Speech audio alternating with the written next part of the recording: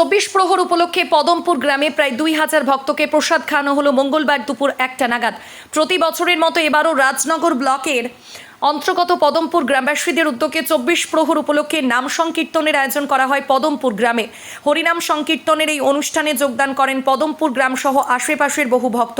এই উপলক্ষে মঙ্গলবার দুপুরে এলাকার প্রায় 2000 ভক্তকে প্রসাদ খাওয়ানো হলো উদ্যোক্তাদের পক্ষ থেকে। উদ্যোক্তাদের পক্ষে উপস্থিত ছিলেন কাশীনাথ হাজরা, রামকৃষ্ণ মণ্ডল, বাপ্পা সিং সহ অন্যান্যরা।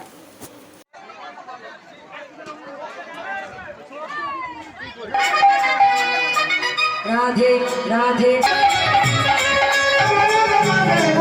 রাখালে রাজা